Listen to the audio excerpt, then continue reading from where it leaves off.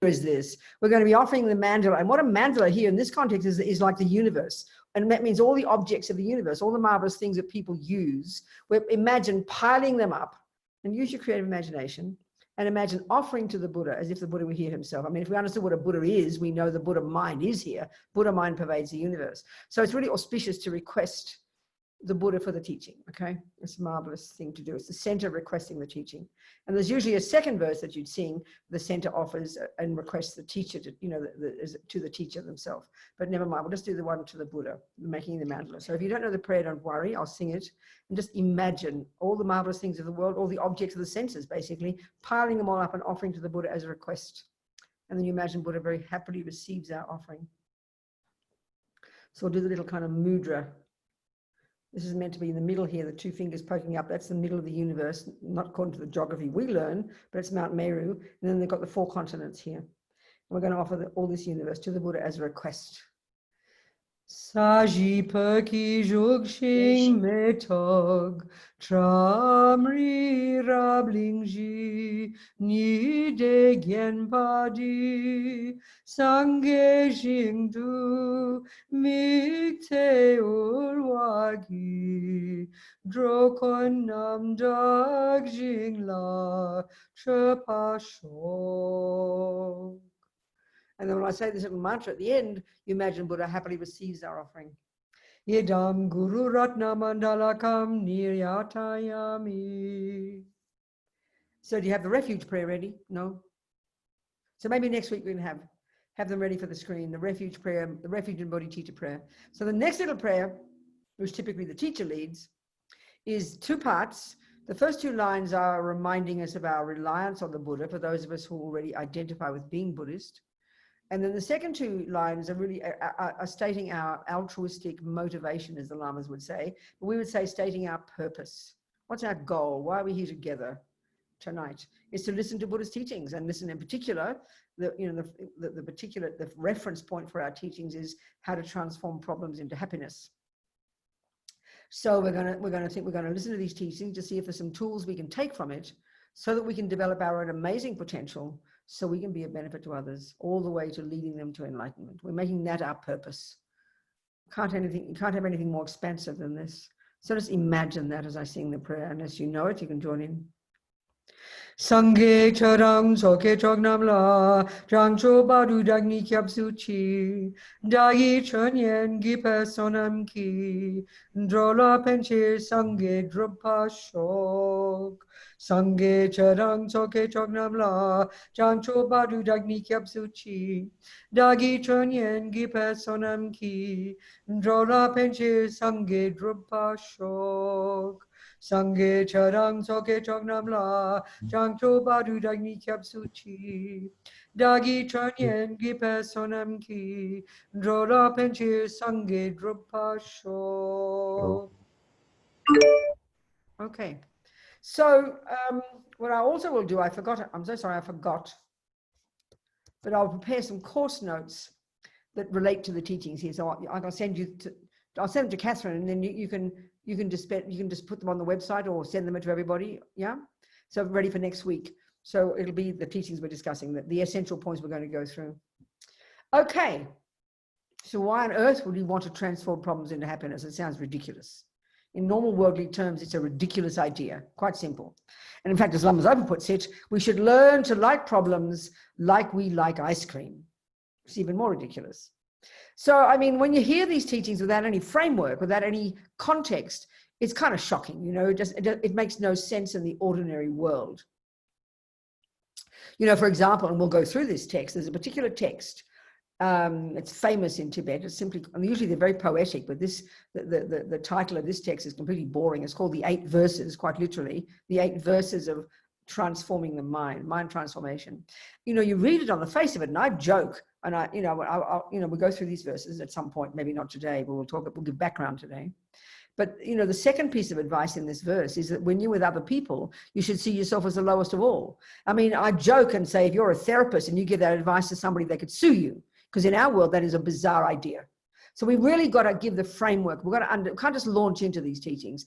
Not for us in the West. We have to understand the context, you know.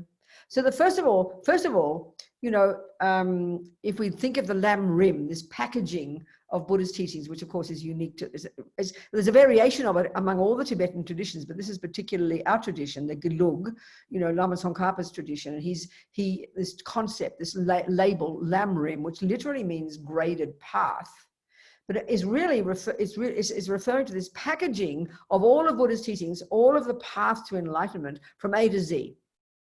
And it's, and you know, but Lam Rim is a weird concept for us. Gradual path. Who talks about a gradual path? But if we think about it in modern sense and translate the word Lam Rim as a course, then suddenly we get it. Oh, we know what a course is. A course is something where you begin in the beginning, you go to the middle stuff, you go to the advanced stuff, and then you graduate. It might be a 10-year course, or it might be a 1-month course, but we get the concept of a course. Well, that's exactly the implication of the word Lam Rim. So it's a course in which you study and practice the various components of Buddha's teachings from A to Z, and then you end up graduating as a Buddha. It's literally the path, what they mean by the path to enlightenment. If you want to play like Bach, you're going to play music, you do a Lam Rim of music, and you end up graduating as Bach, you know? So that's the meaning of it. So now in the terms of, so the point about the Lam Rim is, like any course, the information is presented in an orderly incremental level in an incremental way. So the very first level, you know, and in the Lam Rim, they refer to that, as Lama Zopa would respectfully say it, the teachings and practices suitable to the disciple of the least capability. Well, you know, I'd rather say junior school, because we get that immediately. It's cliche. But it's perfect. Exactly the understanding. We get the understanding. The second part is called the middle scope, the teachings of the middle capability, but I'd say high school. So then you've got university, and that's the great scope, as they call it. And then if you like, you can say this postgraduate, and that's Vajrayana. So the whole of the path that's practiced in Tibet, which is including all the components of Buddhism in the planet, all the way from the Hinayana teachings of Burma and Thailand to the teachings of the Mahayana Sutra teachings of Japan and Taiwan and China, and indeed in Tibet, and unique to Tibet, where only these Vajrayana teachings are extant. That's the most sophisticated, most advanced level of Buddha's teachings. So the whole Lam Rim, I mean, it ends up in the Vajrayana, and then you become a Buddha. So, okay, where does then this concept of transforming problems fit? Well, it's university level, okay? So like any body of knowledge, you just don't leap into the most advanced level. You've got to go through junior school and high school first. And this is really crucial to understand here psychologically, because this is a psychological package. The levels of development we're talking about here are psychological, because Buddha is dealing with the development of our mind. You know, whatever aspect of Buddhism you study, metaphysics, psychology, philosophy, epistemology, you know, you name it, every single piece of it is there as information to be internalized by the practitioner in order to become a Buddha. So finally, it's all should be experiential and therefore psychological, because the mind is the central piece of the entirety of the Buddhist worldview. And Buddha's expertise is the mind. There's no question about that.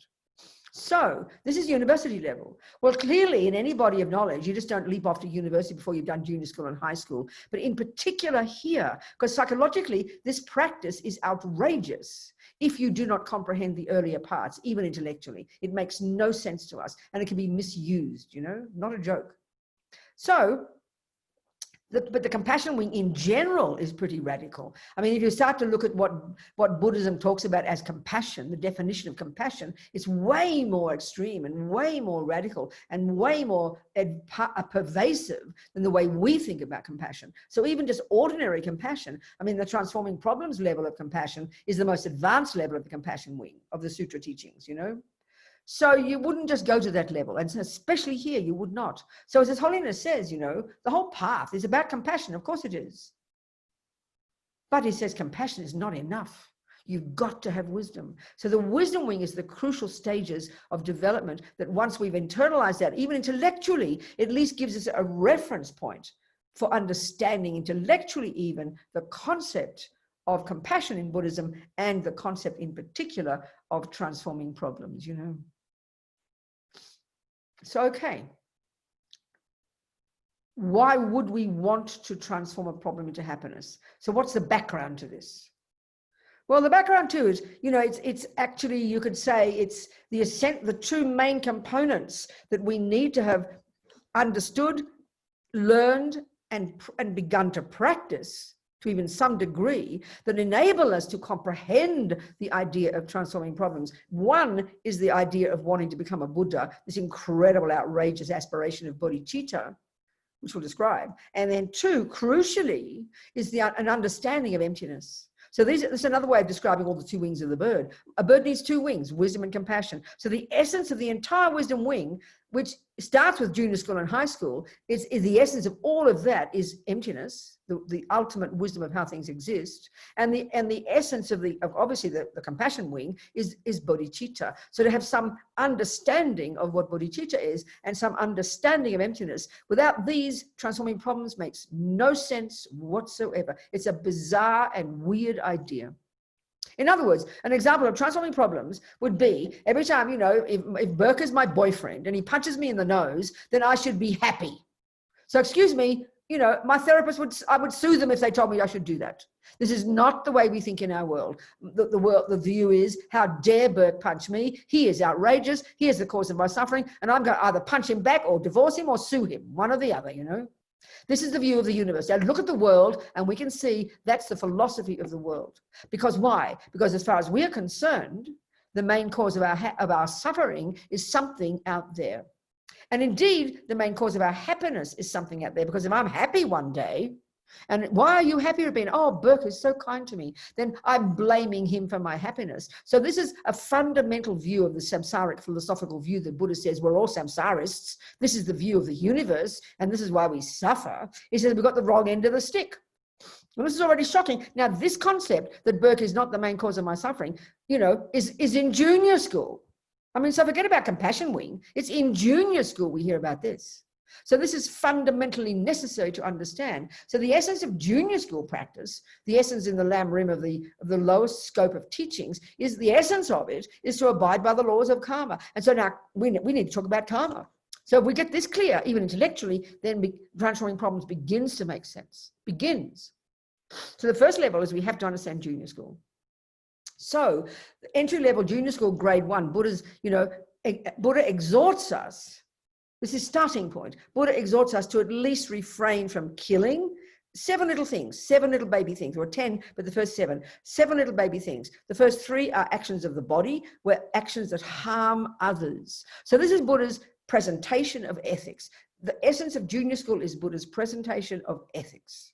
Ethics, or the laws of morality, and so such that he would exhort us not to kill, steal, or jump on the wrong partner. 3 of the body. 4 of the speech. At least don't lie, badmouth others behind backs, rabbit on about nothing, or abuse people. Now, 7 little instructions. Now, we've heard that before. Our grandma, she might be a good communist. She might have told us this too. If our grandmother's a good Catholic, we've heard her tell us this well. So why is Buddha telling us? And this is this is a starting point in all of Buddhism. If we can't understand Buddha's views about karma, about the way the universe exists, about this natural law that runs the universe, the whole of Buddhism doesn't make sense. Karma is fundamentally necessary. So many people on this planet who like Buddhism have no interest in karma. Well, the whole Buddhist view is rooted in the whole concept of karma. So what is it?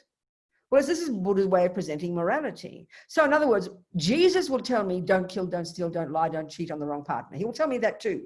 Your good communist grandma would say the same thing. But you've got to ask the reason why, and this is where the difference is. The instructions are the same, but why? So Jesus, we know, and I always quote my Jesuit priest friend, and this is crucial because this is the usual view on the planet, in our world, where we talk about creative religions. This is the usual view we have for why you should be a good girl. It's because God said. I'm not complaining. I'm not being rude, and that's valid. In fact, my Jesuit priest said, when I asked him, what by definition defines something as a sin?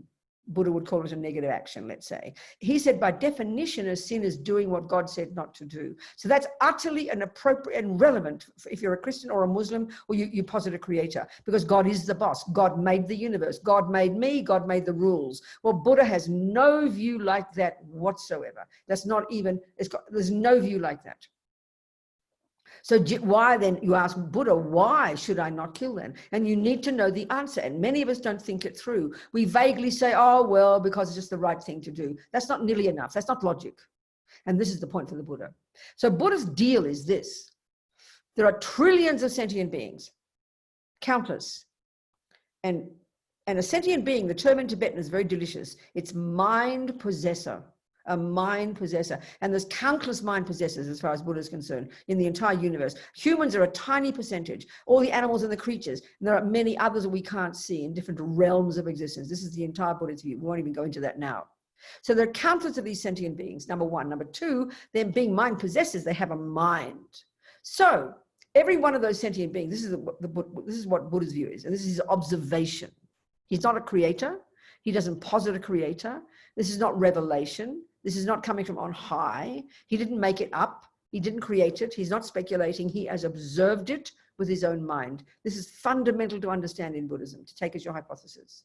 So his view is that the law that runs all these sentient beings, this natural law, is that every millisecond of what we think and do and say, whether you're an ant or a dog or a human, necessarily leaves seeds or imprints in that consciousness. None of it goes astray. Every piece of it has an effect, and foremost has an effect in the mind itself of that person. So they use the analogy of seeds and fruits. Every millisecond of what sentient beings think and do and say leaves seeds in their mind. And seeds, unless you do something about them, will just naturally, inexorably ripen in the future. And in this sense, ripen as the experiences of that sentient being. So as His Holiness the Dalai Lama says, the law of karma is like self-creation.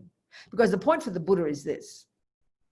You know, the biggest thing that the commonest view among religions, creative religions, and the view in the materialist world, if you've got philosophical materialism as your view of the universe, is that you come from someone else. You're made by somebody else. You began in your mother's womb, and if God made you, He put a soul there, and if Mummy and Daddy made you, then the egg and sperm come together, and then that becomes you. So in each case, you're made by someone else. Well, this is the weirdest idea for the Buddha. There's no equivalent view in Buddhism. Buddha says we don't need creating, we do fine making ourselves, because our consciousness comes from before. So the Buddha's fundamental view is all these consciousnesses, all these mind possessors, all these states of all these minds, all these mind streams are beginningless and endless. And there's logic to all of that, and we can fit it all in as much as we can in our 3 days together. They're all beginningless continuities and mental moments. And the law that runs our minds, the law that runs our lives, or if you like, the law within which all beings exist, you know, this law is not run by anybody. There's a natural law like botany or gravity. Given the conditions of the world, clever people have identified botany and have articulated and codified those laws. People have identified and codified the law of gravity. Karma is like that, which is a shock to us because we think of it as religion and we think someone else made it, you know, and sort of squashes it on top of us. There's no concept like that in Buddhism. Because Buddha's not a creator. And if he's not a creator, then the other way we hear all this stuff is punishment and reward, because the next level of detail for karma is that every millisecond what we think and do and they is labeled negative, and we need to understand this. This is what comes into Buddhist psychology, very clear, necessarily ripens as my suffering. And every millisecond of what I think and do and say that's virtuous or positive ripens as my happiness. And given that every sentient being in the universe wants happiness, baby, and doesn't want suffering, then the fundamental starting point for a Buddhist is to learn the law of karma and take it as your hypothesis and learn to abide by it, like a good doctor. So Buddha's like our doctor who's observed the causes of happiness and has observed the causes of suffering. He's articulated as the law of karma, and he presents and he says, if you want to be happy, baby, this is my advice. If you want to be suffering, if you don't want to suffer, honey, follow these rules. You learn at the beginning, you have to take it as your hypothesis. You're not clever enough to see the truth of it yet, but eventually you will if you keep practicing. So this karma is a fundamental starting point, and it pervades the whole of the Buddhist worldview. You can't possibly have Buddhism without the law of karma. Buddhism would be just a random kind of bunch of wacky ideas without the law of karma. This is fundamental. Of course, most Westerners don't like it. We don't like the idea that our mind existed before. I don't know why. I think it's a great idea. I don't know why we don't like it. Well, I know why we don't like it, because then we think we're the blame, because that's the implication. So the Buddha's basically saying we're the creator of our happiness and we're the creator of our suffering. That's the fundamental idea. This is articulated in great depth in the literature. It's huge, it's vast, So this is necessary to start with. So the starting point, the motivation at this level of practice is purely for your own sake. Just like when you go to your doctor and she says, don't smoke, Robina, and you say, why not, doctor? She won't say, because I will punish you with cancer if you smoke. She doesn't say that. And then we come home, let's say, and we see there's no doctor there, so out come the Marlboros. Oh, she doesn't see me smoke, I won't get cancer. People would laugh at us because we know the idea of cancer and cigarettes is a natural law. This is a massive term for Buddhists.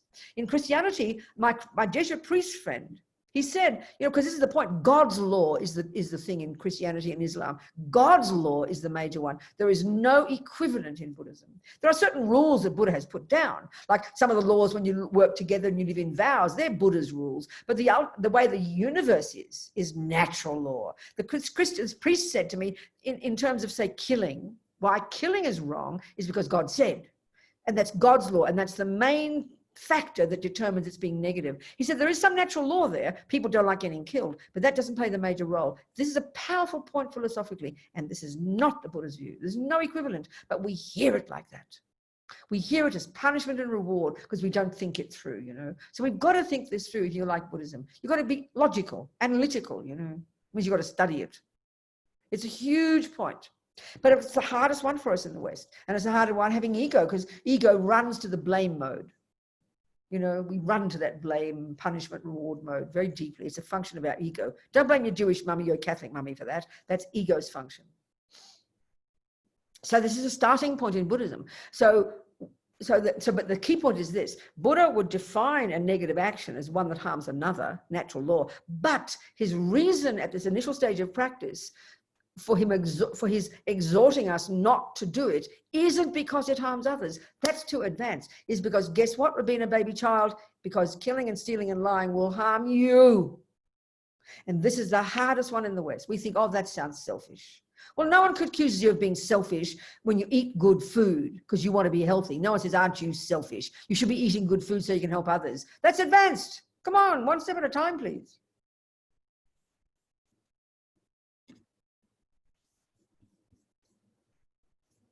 So we have to really cultivate this idea and and this is what renunciation means. Renunciation is the first of these three, another way of framing all the path, as we know from Tsongkhapa, is the three principal aspects of the path. So this first stage, this wisdom wing, the junior school and high school, lowest and middle scope, this is renunciation. So renunciation sounds forbidding to us, like you're giving up something. Yeah. What are you giving up? Suffering and its causes, baby. So you should be so excited. When you go and live in good health, you're renouncing suffering and its causes. You're getting renunciation of sickness. How marvelous. We'd be delighted. So renunciation is an amazing quality to cultivate, because you've begun to understand that actions that harm others, because this is the point now, because they're rooted in a delusion. You kill and lie and steal. It's not motivated by love and kindness. Come on. It's motivated by self-centeredness, by attachment, by anger, by jealousy, or you name it, all the voices of ego. This is just normal human life, normal samsara. So when we realize we do not want suffering in the future, and this, of course, means long-term, like future suffering realms, not just to mention this life. This is a powerful motivation. It's like self-respect. So then for self-respect, you would want to not kill, not steal, not lie, not badmouth, because you know you do not want suffering. Eventually, later on in the compassion wing, that renunciation is down. You've got it down. Now you're going to have real compassion, powerful compassion. So if you like, renunciation is like compassion for yourself. This is a huge level of practice. So when you start looking at those 10 non-virtues. The last 3, Buddha exhorts us to control our mind. We won't go there yet. Then you get to high school by now. You've controlled your body at speech. You've lived in vows. You've taken refuge. This is all the first stages of practice. You abide by the laws of karma. You begin to subdue your body, speech, and mind. You become a marvelous person already, and this is the framework now for understanding Burke. When I'm really practicing and Burke's been mean to me, instead of the usual self-pity is how dare he do this to me, it's not my fault, I'm going to sue him, punch him or whatever, You practice accepting, given that I've chosen to live with Burke, and I have chosen it, not like some victim. I've decided it's a worthwhile relationship. You've got to decide that. You're in charge of your life. Then I realize it's my practice. So he's a bit mean to me. He doesn't look at me kindly every day. He he burps while he eats his dinner or something. I mean, the baby tiny things, all the things that make us crazy. So I learned this is my practice. I control my body and speech.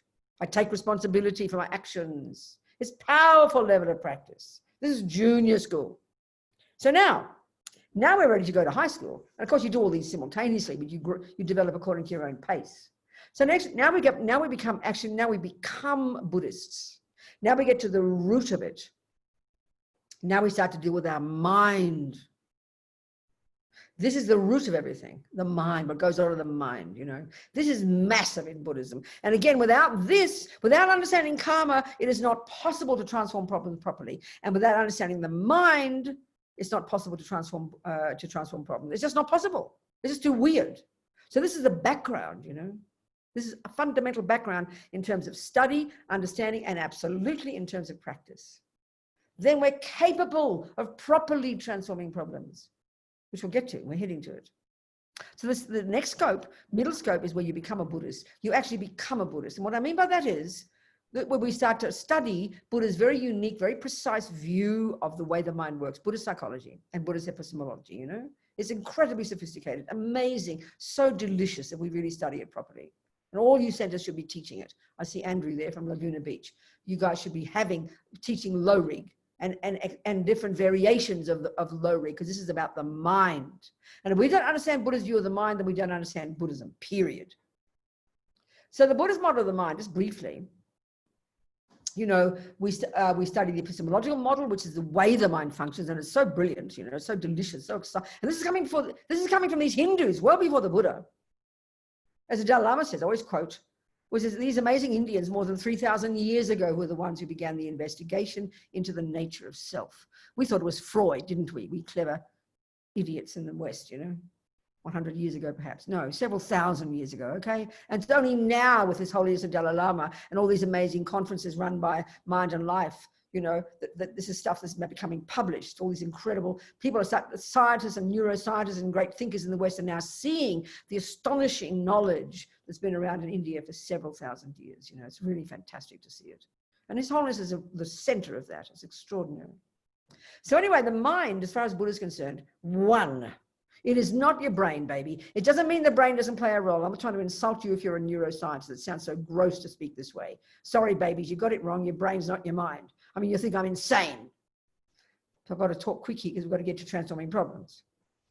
As far as Buddha is concerned, utterly necessary. The whole of Buddhism would collapse into a heap of absurdity if we discovered the mind that the mind isn't not physical. As far as Buddha is concerned, it is not physical. The brain plays a role, clearly, and I put it this way, not trying to insult neuroscientists, that what goes on in the brain is a physical indicator of what goes on in the mind. I remember, when I edited Lama Zopa's marvelous book about death and the process of death, and I do courses on that regularly. We're going to do one a couple of weeks here in Santa Fe, where I am. And it's very popular. We did one in Brazil recently.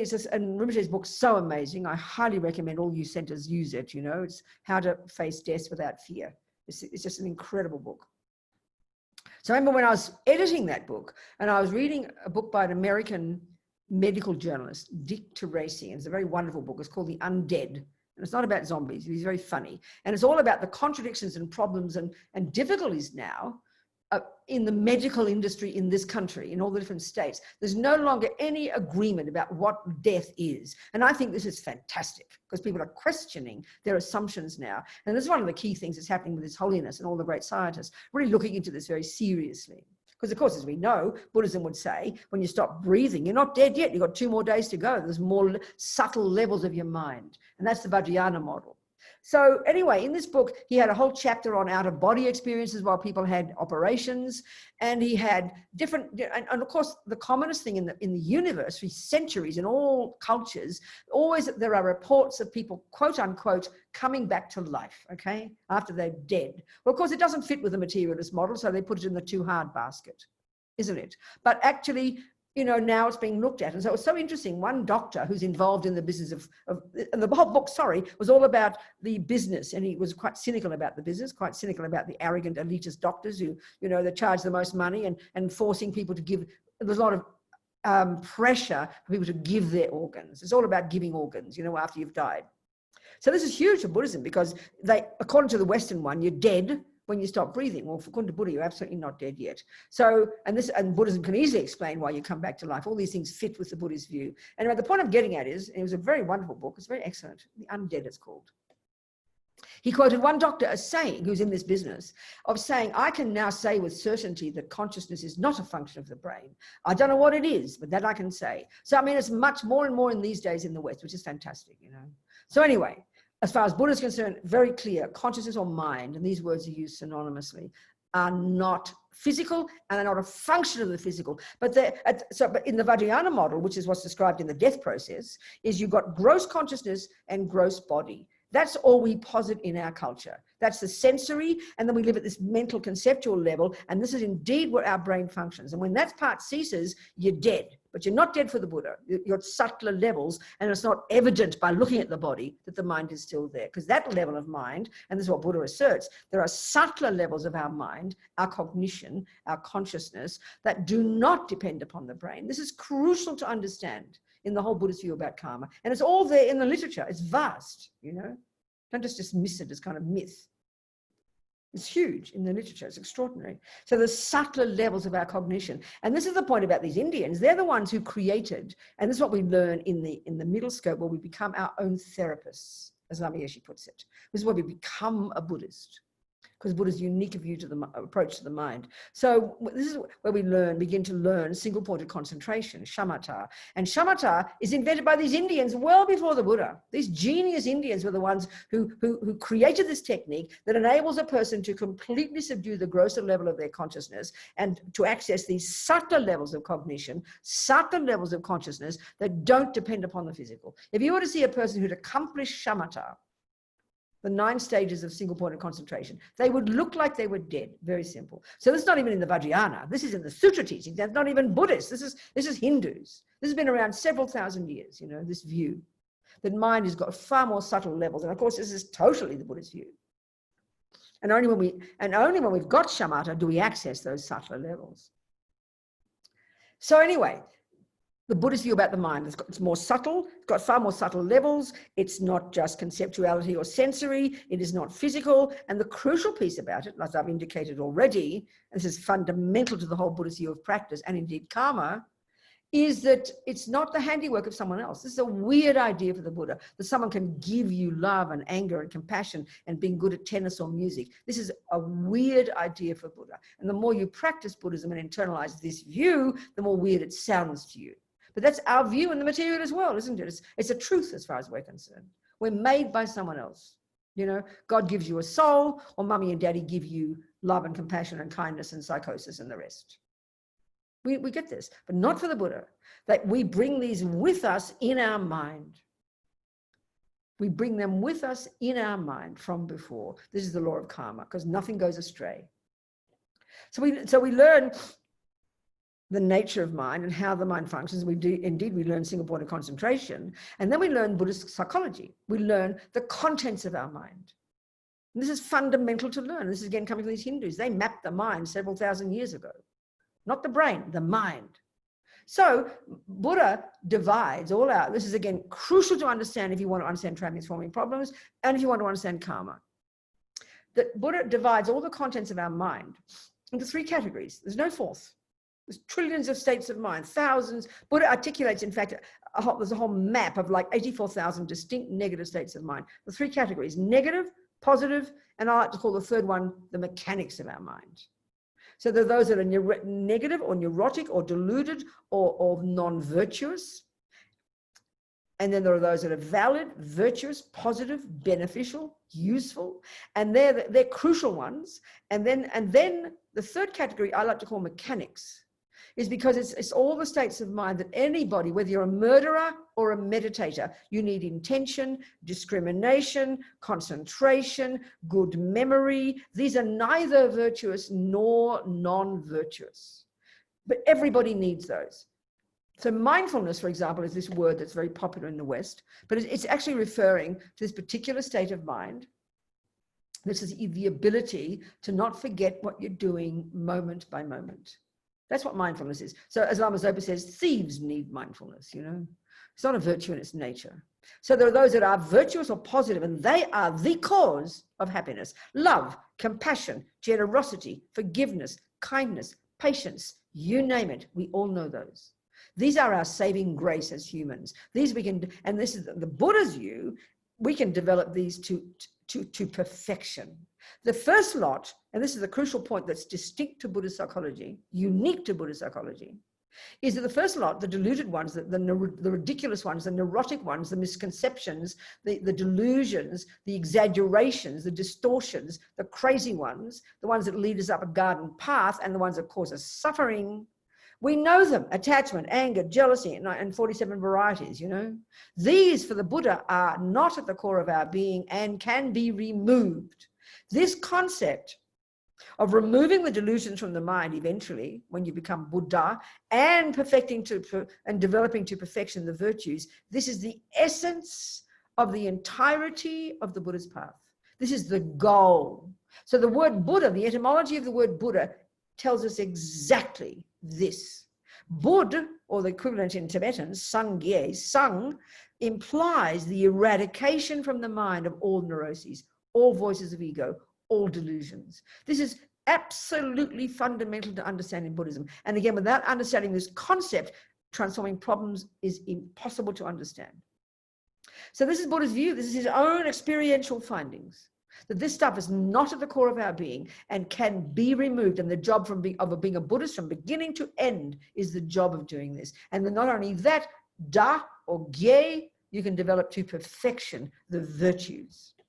So the job of being a Buddhist, and why you want shamatha and why you want to control your body and speech, is so that you can distinguish between the delusions and the virtues, because you want to grow the virtues and get rid of the delusions. This is the job of being a Buddhist. This is the job of being a Buddhist. And everything that's there, all the practices, all the meditations, all the theories, all the philosophies, all the metaphysics, are all related to helping us do that job, because that's what becomes a Buddha, your mind. Ridding all the rubbish, pulling out all the weeds, and growing all the flowers. That's Buddha. So without understanding this principle, this concept, which is unique to the Buddha, you won't understand transforming problems. You'll just be peculiar, you know. So that's the essence of the middle scope. Being your own therapist, getting concentration, learning the Buddhist view, and really on the basis of control, body and speech, which you gain in the first scope, you now really do the hard work. And when you've accomplished this to some degree, any of this, you've got renunciation. And if you were on the Hinayana path, you would continue this work, you'd realize emptiness, and then you would get the hell out of here and not come back. You've achieved your own nirvana. But on the Mahayana path, emptiness is taught in the Bodhisattva path, not here. So, okay, this is the essence of the wisdom wing. This is the essence of the Theravadan part of the path. This is the essence of the first and second scopes of the Lam Rim. This is the essence of the work we do on our own mind. And we are the beneficiary of all of this. And this now leads us to the compassion wing. Now we get to the compassion wing. So the next stage of development on the compassion wing is the development of bodhicitta. The second of these three principal aspects of the path. The first is renunciation. Second is now bodhicitta. This is the next stage, and this is the compassion wing. So this is already, the shift here is enormous. The whole thing that drives all the first stages of practice is caution to back away, control your body, control your speech, and control your mind. So for your sake, you are the beneficiary of the wisdom wing. Of course, as Lama Zopa says, the rats and cockroaches will have a party because you leave them in peace. But the thing that motivates us at the first level of practice, the renunciation, is renunciation. I am sick of suffering. I am vomiting at the thought of more suffering. So I will not cause more suffering. So I won't kill, lie, steal. I'll work on my mind. I'll get rid of delusions because I'm fed up with suffering. That's renunciation. That drives the first part of our practice. And if we don't get that fully and really understand it, we are the beneficiaries of this, and delight in that. Don't feel guilt or like, oh, that sounds selfish. That's just plain naive. You've got to have enormous renunciation. You've got to be sick of suffering, fed up with it. It means you've got to know it well. As my friend, one therapist, who's a Buddhist, says, you've got to have your hands in your own shit. not a joke. And you've got to be sick of suffering. Not, oh, yeah, I want to help others. It's too soon. You've got to have it as your basis, of course. When you're like Lama Zopa, you can say it sincerely. But we've got to be vomiting at the thought of suffering, which means you have to understand karma, that every millisecond of what we think and do and say produces our own our suffering and happiness, that we are in charge of the process. So the very first level of practice, if I'm still at victim level, and I'm in my relationship with Burke, and I'm at still the victim level, still have no idea about my own mind, and this is what's quite shocking, as Lama Zopa says, the vast majority of all humans on this planet have no idea that what goes on in their mind plays any role at all in their life. So if I'm in that typical, mindless, unhappy, full of attachment, neediness, believing Burke's the cause of all my happiness, and and I'm grasping at him and believing it and want to live with him for eternity, will be forever, and then like a vampire wanting him to make me happy, and this is attachment, okay? Mindless, not being aware that I'm in charge of my life. So at this level of practice, at the junior school level of practice, when he starts, mucking me around, my main job is at least control my body and speech. And that's already so profound. Look at the way we are in our relationships. We just vomit out whatever we think. We have no control, no discipline. This is already an incredible level of practice. So I protect myself from creating negative karma. So now the next level of practice, I'm going to be watching my mind, really watching my mind, my attachment to my anger, and I'll really learn to work on those. And each of those cases, I am taking responsibility for my part of this. Yes, Burke might be a creep, but I've made it, and this is the thing about a victim. Usually when we're victims, and this is not being mean, we're all victims when we're not conscious. We're all victims and we think, Burke's the cause of my happiness and Burke's the cause of my suffering.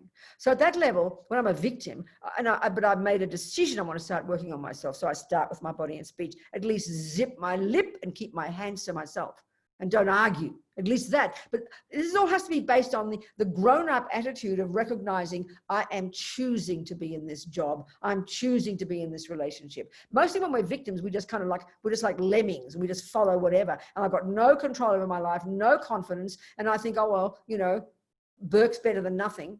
I remember hearing Oprah recently, she said, the commonest thing that women say who are in lousy relationships, the commonest thing they say is, well, he's better than nothing. That's the victim mind. Sorry, people. And that's vice versa with the men and whoever they like as well. These days, we're very flexible about who we like. Boys, girls, non-boys, non-girls, dogs. Excuse me, I'm just joking. Nobody laughed. You didn't follow my joke. Elizabeth's laughing. Anyway, I'll go back to my point. So if I'm trying to be conscious, I'm deciding there's something worthwhile in this relationship. So if I'm in that, and not just being a victim, then I'm in charge of my life. And the first level of practice is control my body and speech. Then my mind's raging, but at least I don't vomit out my ridiculous rubbish. And then when he does is mean to me, I try to apply the view of karma. Well, Robina, we have got a karmic connection. And if anything happens to me, if there's a fruit in your garden, you must have sown the seed. If there's a weed in your garden, you must have sown it, baby. So here's a weed. I must have sown it. It's my weed. I grew it. This is a sublime level of practice already. Really difficult. The next level, I start to get into my mind and I look at my attachment and my anger. Really profound level. This is a renunciation level of practice. And already I'm beginning to grow up. Now I get to the compassion wing. So the compassion level where I'm aiming to get bodhicitta now is a huge shift. In the wisdom wing, the main beneficiary of my controlling my body, speech, and mind is me. Now my relationship with Burke, if I've got some semblance of renunciation, it's going to be what's best for Burke. What's best for him. That's the compassion level. It's enormous. So you don't just only do one or the other. Maybe I've got to do a bit of wisdom wing one day, and the next day I'll shut my mouth and it's going to be what's best for Burke, So you've got to know where you're at. But if you're full of victim mind and you're full of misery and full of self-pity, you can't possibly do what's beneficial for Burke. The only reason I do what's beneficial for Burke now, if I'm in my own trip, is because it suits my attachment. We're driven by this, So the compassion wing is huge. It's more for the sake of the other person. It's for the benefit of the other person. And that's advanced for most of us.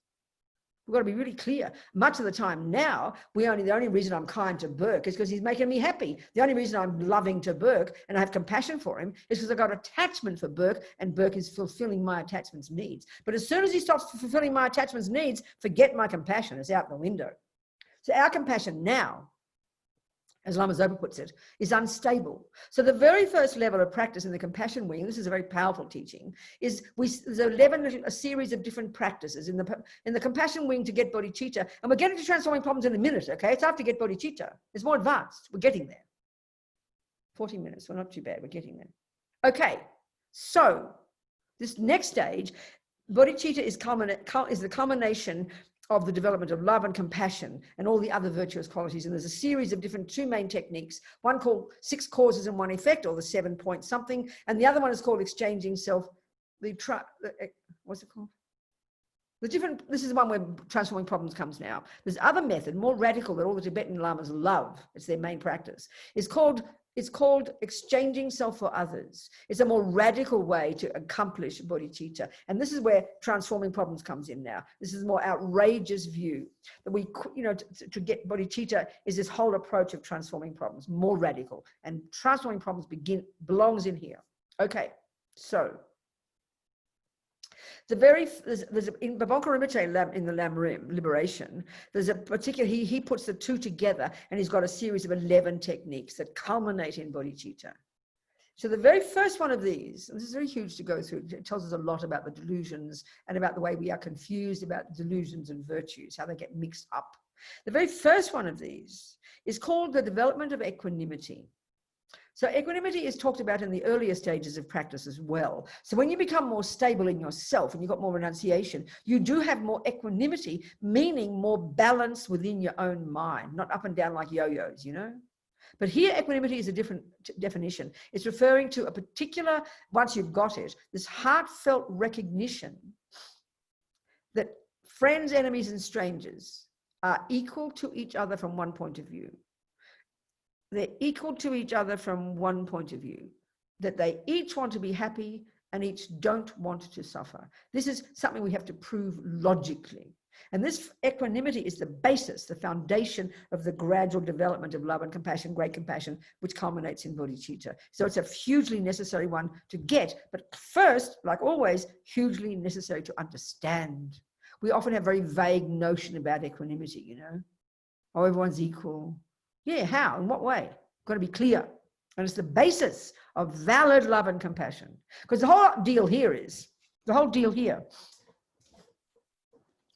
that Buddha's telling us that we have got the potential to have love and compassion, and therefore this culminates in bodhicitta, for every single sentient being completely.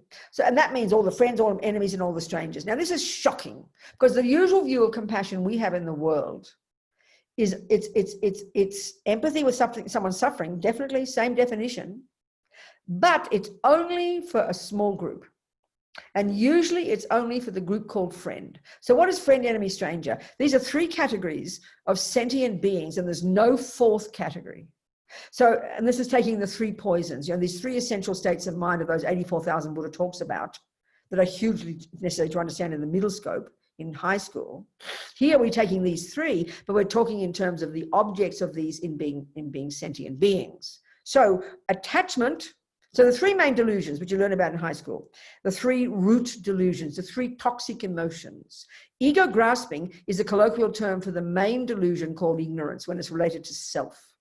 Ignorance, ma-ripa, the root delusion that is the source of all other delusions and is the source of all suffering, all of samsara, such that when that is uprooted with realizing emptiness, you are out of samsara. You're beginning your road out of samsara.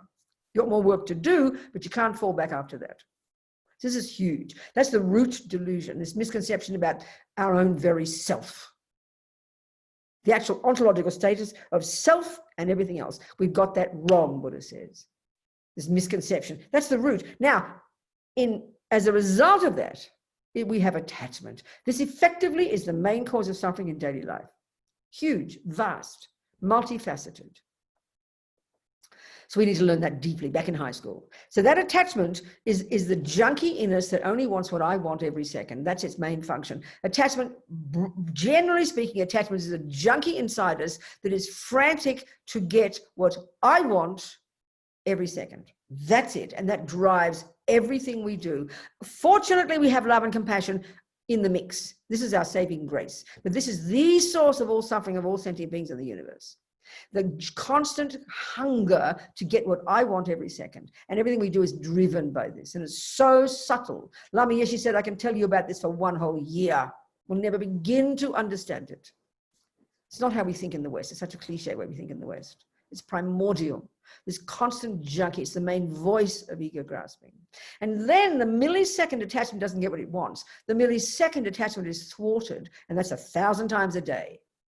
That's the arising of the third poison called aversion. And aversion is also multifaceted. So attachment is, the most primordial level of attachment is, we get born with this, is dissatisfaction. This aching feeling I'm not enough, I don't have enough, no matter what I get is not enough, no matter how much Burke loves me, not enough, no matter how much he praises me, not enough, no matter how thin I get, not enough, no matter how much I change my breast, not enough. It's a bottomless pit of dissatisfaction. This is the default assumption from eons of lives of practicing attachment.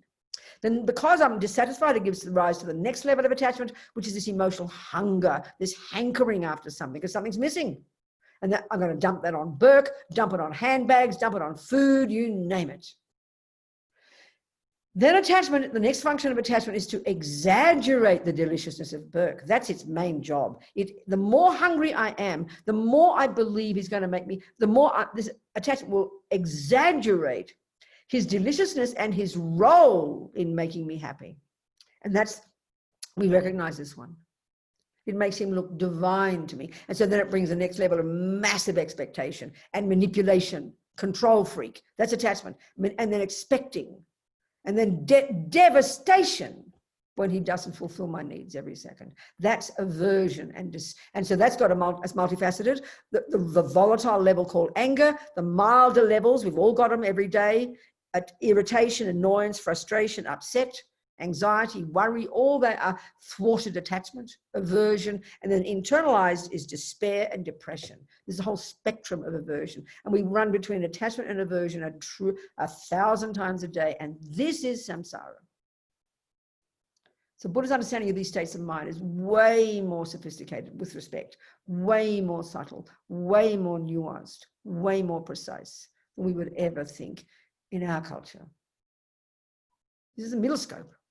So equanimity, where we're basing all of our understanding equanimity on this understanding we've already got in high school, we now are trying to see these three, the objects of these three are going to be friend, enemy, and stranger.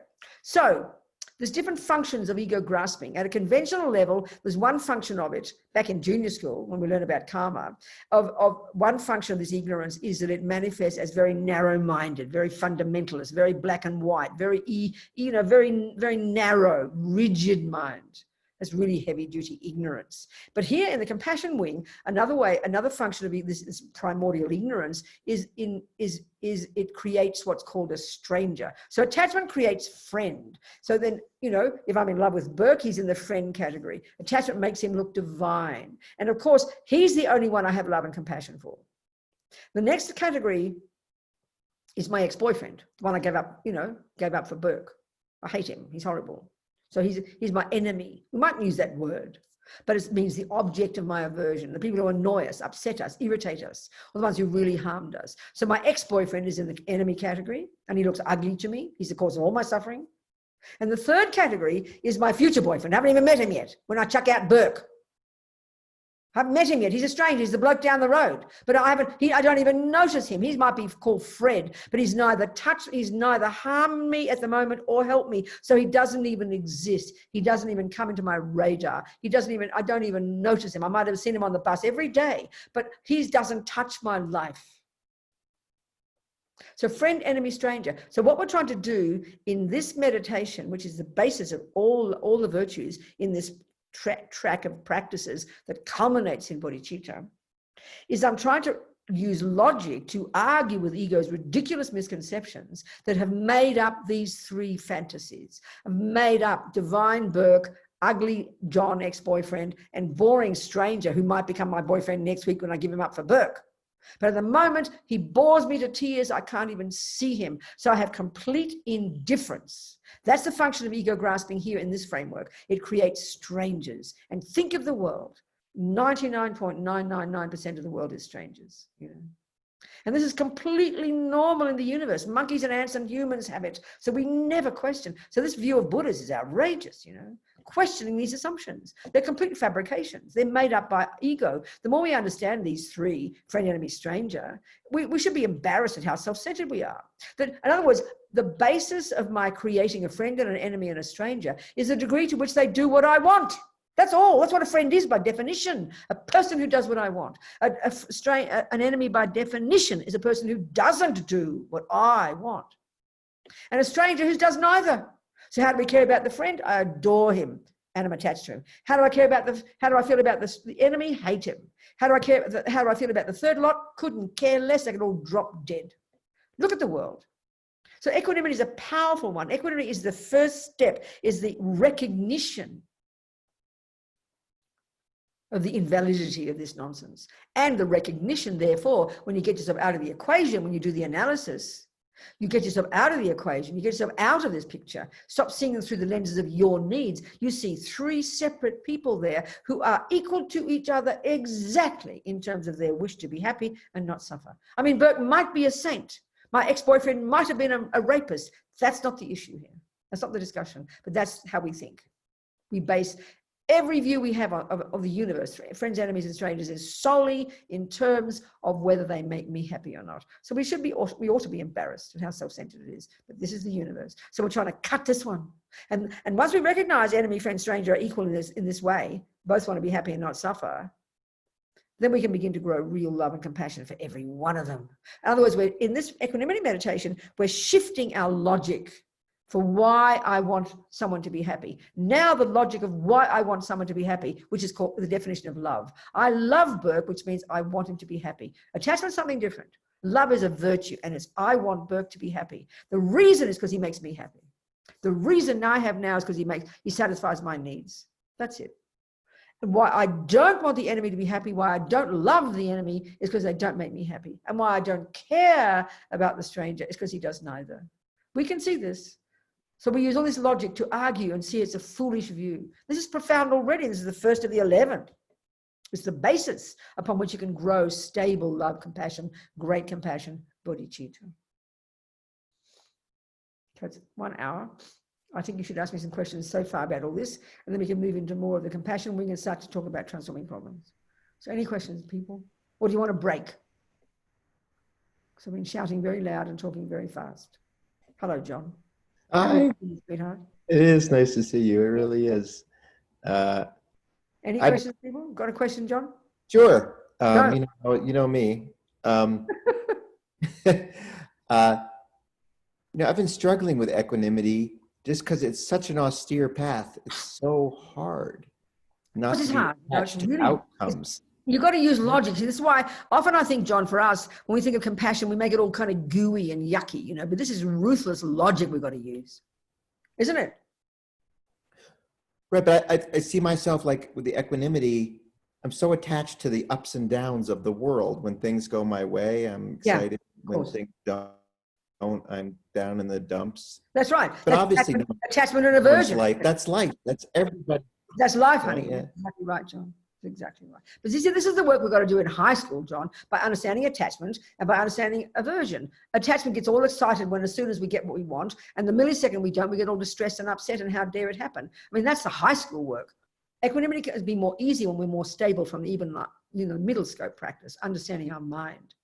I mean, that's huge practice, isn't it? Stabilizing ourselves, getting literally more stability in ourselves, not up and down like yo-yos, like children, you know. This is the practice, isn't it? That's what you're really saying. I understand. Good. Keep working. Are you still in Denver? John? I am, yeah. Oh, okay. Yeah, still in Denver. Yeah. Well, your family's doing well? They are. Finally did get divorced, but that was a good thing. Oh, you did? Yeah. It all sorted out. Okay, good. Yeah, indeed. And you got another wife now? No, I've been dating. That's a trip for the evening. Okay. Well, I hope you enjoy. Make it fun. Yeah, it's been fun mostly. Practice some kindness as well. That's a good idea. Good on you, John. Thank you, darling. So who else would like to ask a question? Anybody? Anyone? Any other questions? Anybody at all? I guess I better unmic myself. Hi, Jackie, Robina. so maybe we should mute everybody who's not talking. Maybe you should mute yourself. There it is. Go, Jackie. Talk to me. Is equanimity something you feel or something that you have to act out? Because when you talk about, let me see, I might be better without my headphones. Is equanimity something you feel? Are we obliged to act out on equanimity? Because karma is such that we have to give attention more to others, to some than others. Karma that's a good point. So there you are. Let's say you've got a sister or something, and you obviously got a karmic connection with the person who's labeled your. I can't see you, Jackie. Where have you gone? I'm putting my headphones on. Okay, good. Okay. So let's just say you got I don't know, you might have a husband or a daughter. I've got no idea. Have you got a close family member? Yes, I live with 4 people. Okay, so you got one husband and 3 others. You got a daughter or something? 3 Down syndrome men. I'm a caregiver, but it's okay, so 20. Okay, now I understand your point. Now I'm seeing what you're saying. So clearly, okay, so it's either the same if it's family, but in your case, it's your job, right? It's your job. So obviously, your responsibility is to care more for them than for the person next door. So that would mean we've got to get a clear understanding of the meaning of equanimity, Jackie. So let's just, use the example of, say, a person with a child. I've got a child. Obviously, I've got to have, so at the moment, okay, think of it this way. If I'm a parent and I've got a child, obviously because I'm a mummy, I adore my child. My child is the apple of my eye. I see my daughter through my attachment. You understand what I'm saying here? And my daughter looks divine to me. I think of her all the time. So that's the basis right now, being an ordinary samsaric person. That's the basis of why I love my daughter, why I'm compassionate for my daughter, is because I've got attachment for her. This is the whole point. So now, if I'm trying to develop equanimity, and let's say my little daughter's playing with the little smelly girl next door whom I don't like because she picks her nose and she's mean. So the natural thing I have for the girl next door is aversion. So attachment and aversion. My little daughter looks divine and the little mean girl next door looks horrible. So I'll have aversion for her. Now, if I'm trying to get equanimity, it's internal. It's my attitude towards them. I will make an effort to shut up, Robina. Your daughter and that little girl are the same in their point of view of wishing to be happy. So that'll help me get more stability and not just jump in based on attachment and be all mean to the girl next door, which is how we normally are. So I will be, in my mind, I will still know that my little daughter has to come home to my house. I won't bring the other daughter home by accident. Oh, they're all the same. No, that's ridiculous. I've still got a responsibility to my daughter, but I've got a job to get beyond my attachment and see that they're both the same in their wish to be happy. And then the result of all that will slowly come, that I'll be more loving and more kind to both of them equally, even though I still take responsibility for my daughter. So yes, of course you've got a job, but it's an attitude in your mind. It doesn't mean you'll take home somebody else's, patient and leave yours on the street. Oh, they're all equal. That's nihilism. It's not like that at all. You get the difference? Yeah. It's an attitude to take away attachment and aversion and stop seeing everybody through those lenses. Yeah. You see what I'm saying, Jackie? Yes, I do. It's a very good point, darling. A very good point. It's huge, in fact. It's very necessary. So in other words, we've still got a karmic connection between certain people. That equanimity doesn't deny the karmic connection. If I'm a mother with a daughter, she's still my responsibility, but I'll see it more through love and kindness rather than just through attachment. That's the learning. Yeah. Do you understand? Yeah. It's a good point, Jackie. Thank you. Any other questions, people? Anything else at all? About karma and the mind, because we're leading up to, this whole approach. When about equanimity and the logical justification for why equanimity is important is that everybody wants to be happy. Yeah. Why and not have suffering? Yes. How is that stable enough to base equanimity upon? Like, how do we know that, and why is that the important thing that unifies us among all different? It's a very good point, Sarah. That's Buddha's analysis.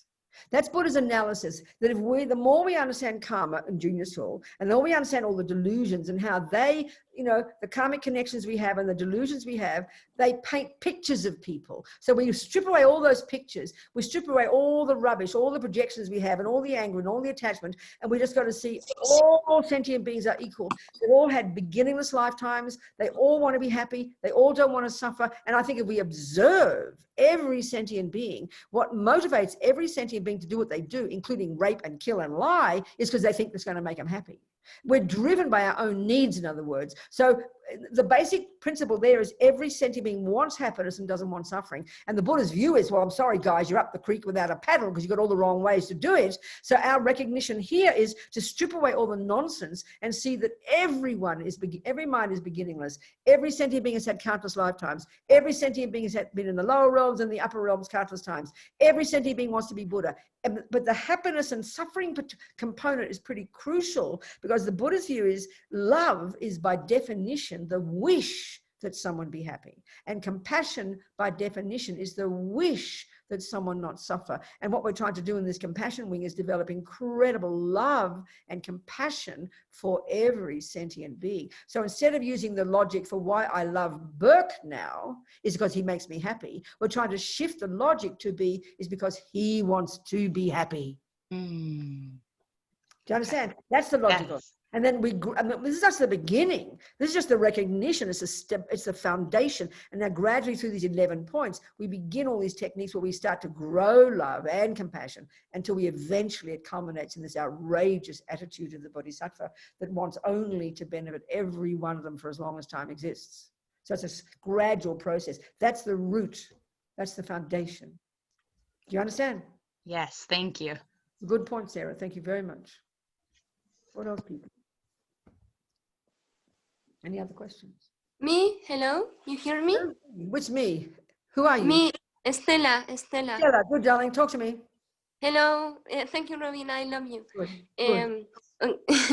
Yes.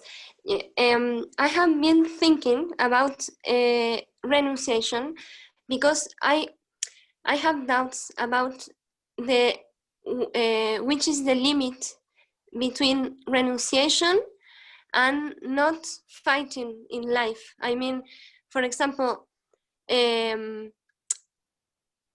would love to, for example, have a family, have children, and I ask myself if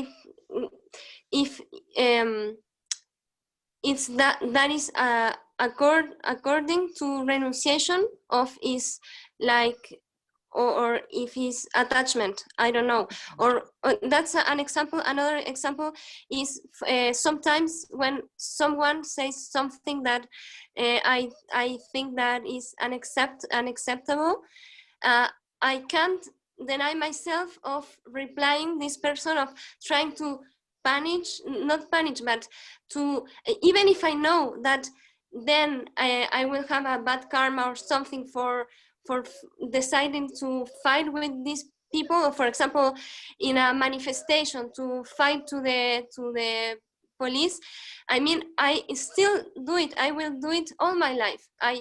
Even if I know that someday, I don't know, even I can get, I don't know, it can hurt me, but that's my doubt, that between renunciation and not do. Okay, go on. What? Yes, between renunciation and not fighting, because I think darling. I understand completely, Estella. So this is the key. The key to understanding it is this presentation I am giving of the Buddhist path, and in particular here is the crucial piece you have to learn if you want to be Buddhist or understand the Buddhist view, is the second scope in high school, where you learn about the mind. So right now, Estella, in our culture, we give equal status in human beings. We give equal status to, we all have some love, some attachment, some anger, some jealousy, some depression, some kindness. We give them equal status. There's no view in modern psychology or in neuroscience that makes this massive distinction between them theoretically and experientially. Are you hearing my point first?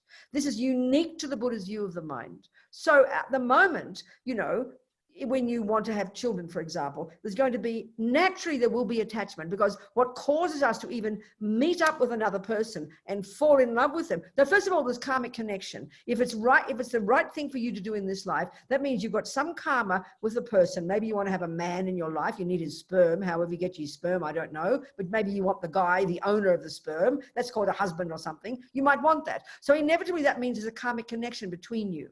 So that then means when you, and obviously to have sex with somebody, you've got to like them. You've got to have attachment to them. And you don't want to have sex with a boring person. So attachment is what drives all that. And that's natural. But if you're trying to practice, you have to distinguish between, like I'm talking in my relationship with Burke, you have to distinguish between attachment, which is this hunger in you that gets satisfied when the boy makes you happy. You've got to distinguish between the attachment, which is I-based, and then love, which is other-based. So if you want a valid relationship and you want it to be happy, then you need to practice love, compassion, kindness, generosity, forgiveness. You've got to cultivate those, because they are what will make your relationship worthwhile, and they are what will make you be a good mother. But attachment will be there because you're an ordinary human being. So you've got to learn to navigate those, and then you've got to distinguish between the attachment and the love. And the only way you can do that is by first learning the Buddhist model of the mind, because Buddha's view is very distinct, and then through much practice begin to recognize them in your own mind and distinguish between them. That's being a Buddhist, honey. That's the key to success. Then you will know the difference, and then you will know. And if you continue to practice, you know, when it comes to, say, political activity, you have compassion. Look at the way the world is. Terrible racism, terrible suffering, terrible poverty. It is marvelous to want to go and help the world. That's the compassion wing, Estella.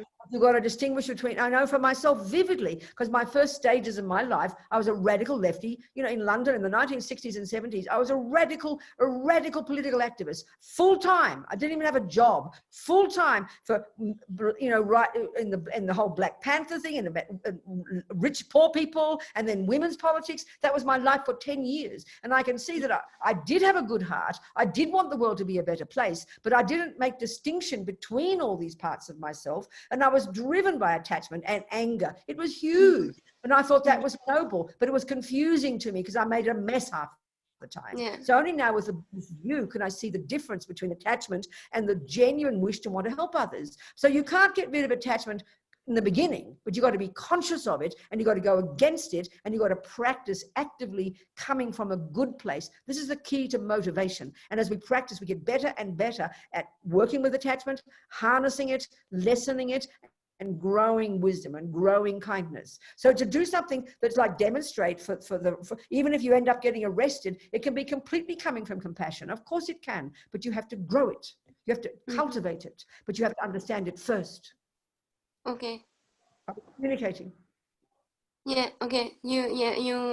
I will think about, because there are things that I think that I can't. I don't know how to say it, but I will think about, because yes, I will think about conversation. Out of interest, but I'm just asking you out of interest. I'm not saying you should be a Buddhist, but are you practicing the Buddhist teachings? Are you studying the Buddhist teachings? I want to be a Buddhist. I want to be a Buddhist. Okay. Well, honey, if that's the model you want, you need to learn it, look into it, study it. You can't just get it overnight. It's impossible to distinguish in your mind between attachment and love, or attachment and compassion, until you go deeply into your mind learning it. It's quite sophisticated, but this is the essence of Buddhist practice. And the wisdom to discriminate between these different parts of ourselves is the job of being a Buddhist, and it won't happen overnight. It's hard work. Okay. Because last thing to clarify my point is that I think it's just a question. I'm not convinced about that, but maybe if I get a truly Buddhist, I will live longer. I will be more pacified. I more pacific. I don't know, but in the other way. If I think that sometimes you have to fight for something, even if you... Estella, then you didn't hear what I said. So you've got to think about what I said. Okay, thank you. I told you, I said you can go off and demonstrate and even shout, but it's got to be based on compassion. So you're Yes. assuming, you have a misconception in your assumption that as you get more renunciation, you become more peaceful. Yes. So you've got Yes. a complete misconception. And this is the point about the bodhisattva path. Junior Okay. school and high school, listen to me, junior school and high school are about controlling your body, speech, and mind. But if you stop there, you will become a nice person. Yes. But you have to add the compassion wing, which is more outrageous. And this is powerful. Compassion isn't weak. Compassion isn't soft. Compassion can be very strong. So if your motivation is really strong, I mean, Martin Luther King said, it is good to find fault. It is good to try, but you think, what can I do to help? That's Yes. active compassion, not passive. So don't misunderstand. Okay. Thank you. Good. Okay. Good point. Thank you. Bodhisattvas are outrageously brave, courageous beings who've gone beyond attachment, beyond anger, but they have huge courage, huge compassion, and they will do whatever is necessary to help sentient beings, but it's coming from the purest place. Yes. Okay. I will think about. Good. But you have Thank to you start, very much. when you think about it, but by the time when you read the teachings and think about it and practice, it'll become more real for you. Yes. You understand, darling? Thank Yes. you very much. Good. What else? Thank you. Okay. Any other questions? No? It seems like, hello, this is Heather. Hello. Yes, darling. It seems as though when you use the example at the beginning of the talk of Burke punching you in the nose, it seems as though maybe an understanding of compassion is to, what is best for Burke is to let him know that he can't punch you in the nose anymore. That's actually acting. Heather, well done. If that is what's best for Burke, you will do it. Yeah. Of course you would, without doubt. But all of these different levels of practice are levels of practice. They're levels of practice. So at the very first stage of practice, maybe my job is to leave Burke because I can't handle the punches. And that's what victims don't do. Victims come back like a moth to a flame and then keep blaming Burke. But if you're really trying to practice, my first level of practice is leave Burke. Thanks, Howdy, I'm out of here. That's the first level of practice, leave him. The next level of practice is now you start to work on your body, speech, and mind, and that's really powerful. And the compassion level, the most advanced level, and I haven't even got there yet, that's where, if you've realized, that's where the transforming problems. If your level of practice is so profound that you want to smash your delusions as quickly as possible, and the quickest way to smash your delusions is to enjoy Burke's punch. Now, I know that's madness for our world, and we can't even consider it as a possibility, but it's possible. But it seems too weird for us. And you'd have such wisdom, you would know what level of practice you're capable of, and you would know what level of practice you want to practice. Yeah. It's it's a bit like, if you think about, we don't want to have pain in our body. So if you have pain in your body, a person would say you're foolish and you should stop doing that action. But I always think of people like, I always think for some reason of Lance Armstrong. I know he's a naughty guy now, but when he was an outrageous sportsman, hear my point, the pain and I remember reading an interview in the New Yorker about him, the level of pain in his body must have been insane. But so in normal terms, you'd feel sorry for a person if they had such pain, but he actively engaged in riding his bike up the most intense mountains. He preferred the pain. He preferred the challenge. He preferred the high mountains, not going downhill. So you could argue and say he was a masochist. You would argue and say the man's insane, but we admire that level of commitment to something. He went through all that pain to achieve the goal of becoming the best cyclist. Are you hearing my analogy here? No one would accuse him of being a crazy guy. They admire his courage. Well, a bodhisattva is a person who takes all the challenges of the bad things happening. Why, Heather? Because they want to realize emptiness. And secondly, they know that nothing has an inherent nature. And also because they know every time they challenge themselves with a problem, because ego doesn't like problems, but they want to smash ego. So the quickest way to smash ego is give it a problem. So that's the logic. And that's too hard for us to understand, Heather. That's too weird for us. Can you hear what I'm saying? Yes, I think so. You got to be at that level. Right. I'll give you a simple example. There's an ordinary person. My mother was a Catholic. And she had a kind of, my father was a bit of an alcoholic, whatever. And so and then her best friend, my mother's best friend, was also a Catholic, and her name was Sheila. And Sheila was this amazing woman. I remember she was really down to earth, no nonsense. She smoked about 80 Marlboros a day. She lived on bread and butter and cups of tea. And she had this crazy, drunken, ugly husband who would beat her up and rape her, practically. But Sheila loved everybody, and for Sheila, God was in everybody. Sheila was in blissful love with God. She was the funniest, most wonderful person you could ever meet. She was never angry, never upset. And I just adored going to her house. Now, Sheila, Reg, her husband, would come home and jump on her in the middle of lunchtime. Sheila, it was water off a duck's back. She couldn't care less. She did not suffer even in the slightest. Now, if you observed that family, people would say, oh, she was just suppressing her suffering. How evil he is. She should leave him. But you've got to understand, she saw God in everybody. This was the major part of her life. And she was a funny, wonderful human being. So she was transforming problems. It wasn't an effort. It was effortless to her. We know some people like this. Some people are living like victims and full of rage and hate and resentment. That's not what I'm talking about. That person should leave that husband. That's the victim. But she was a Catholic. She wasn't a Buddhist. She didn't talk about transforming problems. It was effortless to her. That's what bodhisattvas are like. They're so full of love and compassion, so outrageous, so advanced, and there is no ego left. So they want to keep smashing ego. So in other words, it's what people say in our culture.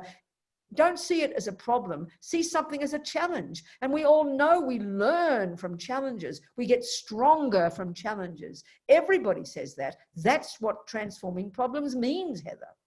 Yeah. Do you understand? But it's up to our level of capability. As Pabonka Rinpoche says in the Liberation in the Palm of Your Hand, this practice, you need to be a suitable vessel. This level of practice used to be secret because it's so opposite to the world. So it is advanced. It's serious. And you don't just leap into it and try and do it because it's foolish. If you try and drive up those mountains like Lance Armstrong, you'll break your back, you'll die. If I'm in a victim mentality with Burke, and this is our problem in our culture, we can see this in many relationships. Many of us become complete passive victims. We take all the abuse every day. Burke keeps punching me, and you get more and more miserable, more and more angry, more and more neurotic. This is a nightmare. That's mental illness. That is not the attitude. The courageous thing to do in a relationship where you're not happy is leave the man. But we go back like a moth to a flame. Oh, he really does love me. Punch again, and then you go and wonder why you go crazy. That's the worst possible thing. The bodhisattva attitude is completely different. And it's advanced. You with me? And we've got to know where we're at, Heather. We've got to know what we can do. Right. You're a little mouse in your relationships and you are used to Burke harming you. You've got to speak up and tell him off. That's what you need to do. You've got to know where you're at and what you need to do, what you have to do. So it depends. Yeah. All of this is progression in what level of practice you're capable of. This is why it's so important to understand these stages of practice in the way I'm presenting. Not just intellectual, not just philosophical, it's experiential. Well, then it makes sense on an individual relationship level. I think in terms of systems and society and how it translates, what is our role as, aspiring bodhisattvas when there's so much abuse and suffering in our society? Is it to love what is it? As a bodhisattva is a person who has completed renunciation, understands karma profoundly, probably sees it with their own mind, has completely taken responsibility for everything that happens to them and knows that they're the main cause, has completely seen their mind to the most profound level and given up attachment and anger and delusions and even probably realized emptiness, therefore given up ego grasping, and has completely developed astonishing levels of empathy and love and compassion. Now that person, that could be your next door neighbor. They're not going to walk around with a halo, and a bodhisattva more than anything is an ordinary person who will act according to the situation. You would never know by seeing them that, oh, there's a bodhisattva, there's a saint. They don't walk around looking like saintly. They're ordinary people who will function according to what is appropriate. So they might end up being a political activist. They might end up being a mother with 7 children. They could be a multimillionaire who runs many companies and helps the world. You won't know by looking at them, but they'll have wisdom and clarity and kindness, and they'll look like they're normal, but they'll have no ego, no delusions, no neurosis, no projections, no junk, if you can imagine that. So they're going to be behaving according to whatever's necessary. So they could be a political activist going out. They could be the prime minister of a country. They could be a president. They could be a person but acting normally in ordinary life, doing what's appropriate to benefit others. Do you understand? Yeah. I mean, some manifest like the Dalai Lama. So if you want to know how the classic bodhisattva would look like, just look at him. Listen to his words. There's a perfect example for you. He's a complete, exact example. The last 60 years, he has not stopped ever, never stopped trying to find methods to help his Tibetan people, and indeed now the whole world. But you can see he's not angry, he's not attached, he's not jealous, he's not depressed, he's funny, he cracks jokes, but he tries with diplomacy, political, social, religious, every possible method, psychological, scientific, he never stops. That's how a bodhisattva or a Buddha would look, as a funny, wonderful, capable person. Yeah. There's a perfect example. And you can see by his behavior, how he speaks, he's putting his money where his mouth is. That's an example of the result of this work we're talking about. Yeah. Do you understand? I think so, yes. Good. Yeah. Okay. Thank you. Okay, darling. What else do This is Elizabeth. I just wanted to yes. add to the conversation around equanimity. And I think it's a really powerful concept at this point in time in our country. Because I think I'm using it or trying to use it to realize that we're all the same. And even though we're at a point where there seems like there's so much division,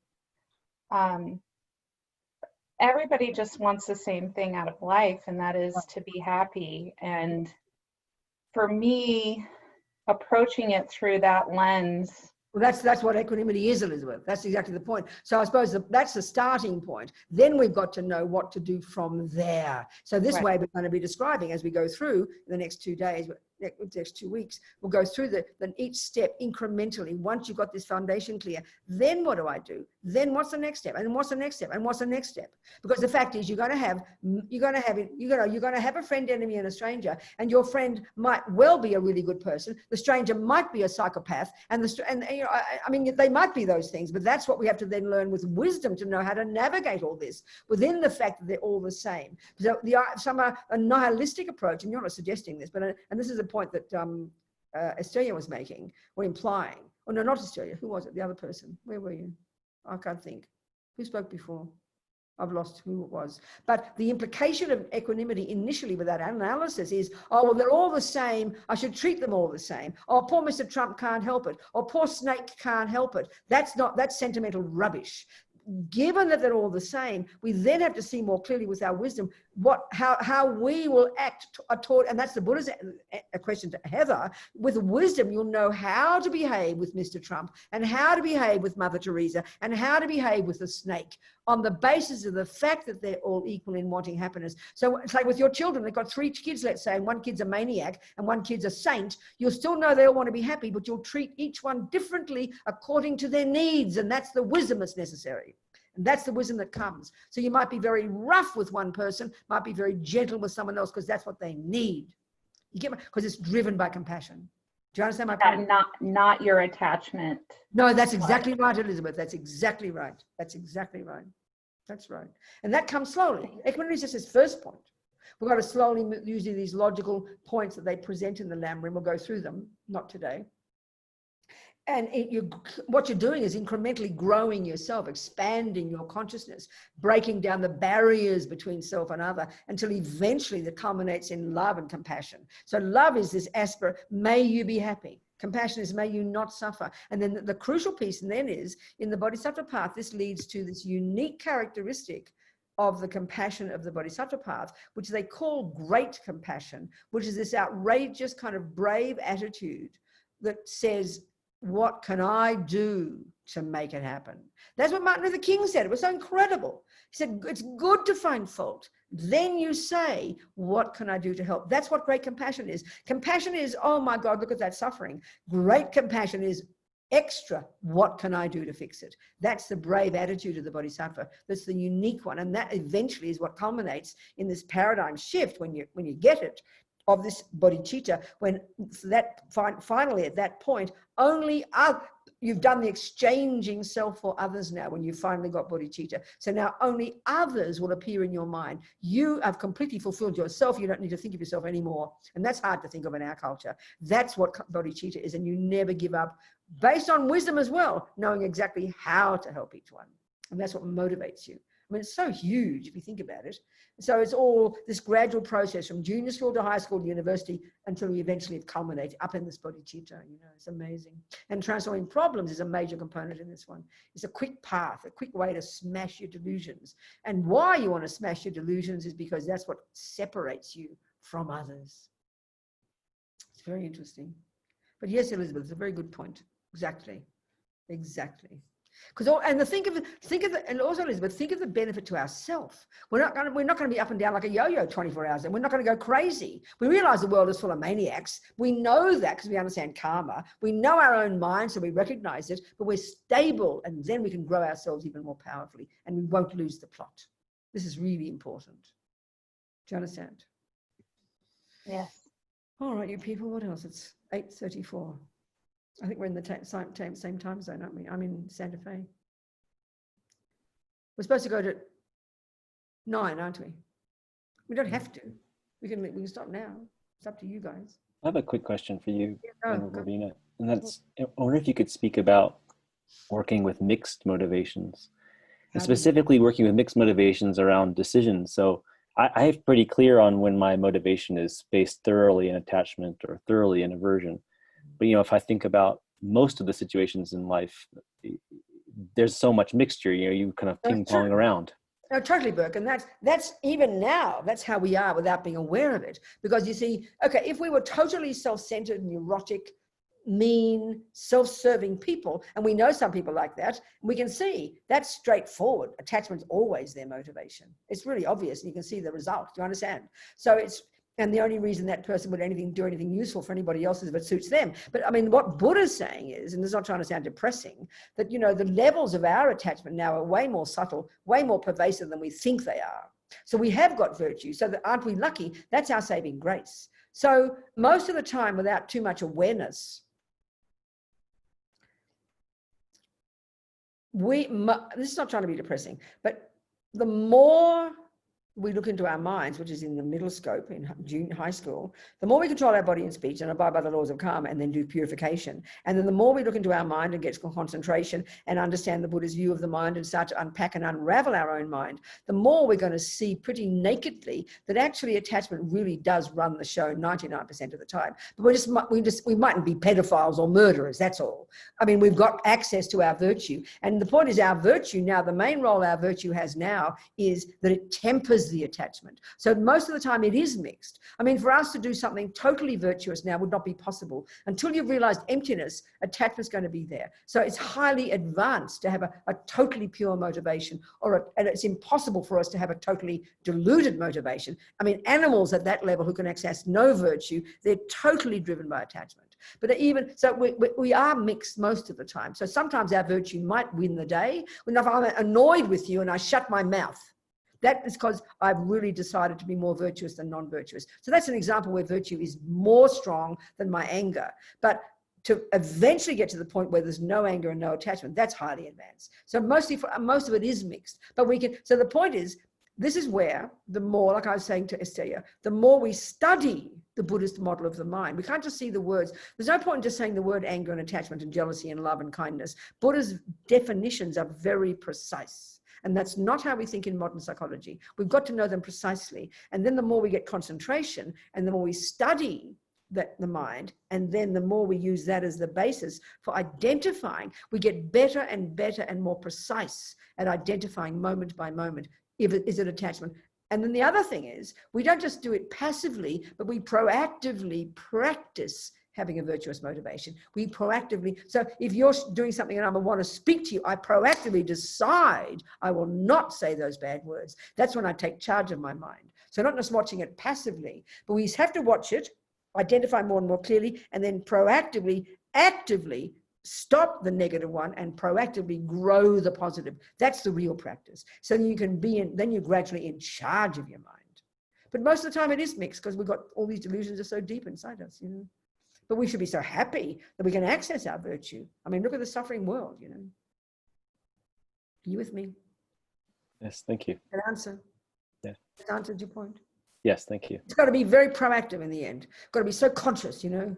And that's the key point. As they say in all the texts, we're going to learn to distinguish between the virtues and the non-virtues. That's the job of being a Buddhist. And then just not passively let them be that way, but then proactively working on lessening the delusions and growing the virtue. And that's that's like transforming problems. I mean, you know, I'd rather punch you in the nose, but I shut up, you know. I eat it. This is powerful practice. And we get better and better. But you can't do this without studying the Buddhist model of the mind, I'm sorry, because it's so precise. The definitions are so precise. And then we've got to get more and more concentration and then put it into practice every second, as much as we can all day, observing, getting better and better at seeing it, you know. Because the delusions are so sneaky. And for us, at the moment, it's like we've got a big soup of emotion in there. We really can't tell one bit from another until they're shouting. You understand? So the more concentration we get, the more precise we can be, and the deeper we can go into our mind and catch the difference. That's the key to success. That's being a Buddhist. Do you understand? Good. Well, you people, I don't know. What else? Maybe we do a 5-minute meditation and leave early. I don't know. I shout too much, so I'm running out of voice. Sounds good. All right. So why don't we just sit here? Just one of the books I edited last year. I'm so happy to have done it. It just came out last year. Sorry, a year before. Lama Yeshe's Mahamudra. It's so delicious, I tell you. And this is a wonderful part of practice. I'll talk about that now. Okay, I'll talk about that for a second. Mahamudra, you know, in different traditions, they've got these different types of practices where you meditate on your mind. I think Dzogchen is one of these. And in our tradition, in the Kagyu, it's called Mahamudra. And Lama's beautiful book, I highly recommend it. Maybe a course we can do one time, you know, is use Mahamudra. I just did that last weekend for a group in Australia. And it's very delicious to go through it. So Mahamudra is, it's a meditation style technique to realize emptiness. But it's the 2 modes of meditation. It's kind of supposedly quite simple. Technically, it looks quite simple. So the 2 modes of meditation. One is called single point of concentration, as we know, calm abiding, known as that. That's the end result, shamatha. And then the second one is called special insight or vipassana. So Lord Buddha taught many vipassana techniques. One that's very popular in the world is where you, on the basis of your concentration gained in calm abiding, you then go to the second mode, and then you do this kind of analysis or observation of the sensations of your body. So what he wants us to get insight into in that technique is impermanence. But the one we use in the Mahayana tradition is special insight, and it's the one that's taught in the Lam Rim. It's the 6th of the 6 perfections. It's insight into emptiness. It's the one we finally need insight into. So the Mahamudra meditation then is using these 2 modes of meditation. So the first one, and we'll do a bit of this, we'll do it for 5 minutes just today. We'll get a sense of it, we'll get a taste of it. Instead of using the breath as your object of concentration, or instead of using your a visualization as your object of concentration, the object of concentration in Mahamudra meditation is your mind.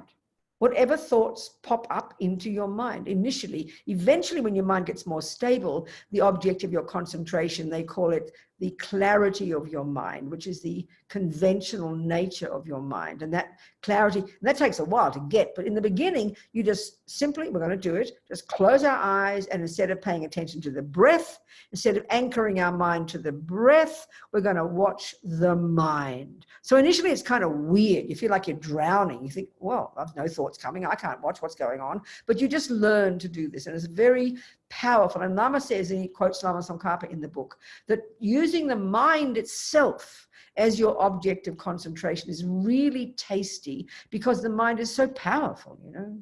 I mean, it's so amazing, the mind, the way Lama talks about it, the way they talk about the mind in Buddhism, you know. It's, as Lama says, the mind, you know, the mind functions, Buddhism says this, the mind cognizes, the job of the mind is to cognize, and mind always cognizes something. So mind is always referred to as the subject, and whatever the mind cognizes is called an object. It doesn't have to be physical, whatever it cognizes. So mind cognizes, as Lama says, like a mirror. This is very curious because we don't think of our mind that way. Our mind cognizes things like a mirror. So if your mirror is dirty, then obviously whatever is reflected in it is distorted, isn't it? It's really clear. I always think of a body of water, totally still on the river. And on the riverbank, the tree is reflected accurately in the water, isn't it? But when the water's turbulent, look at the tree.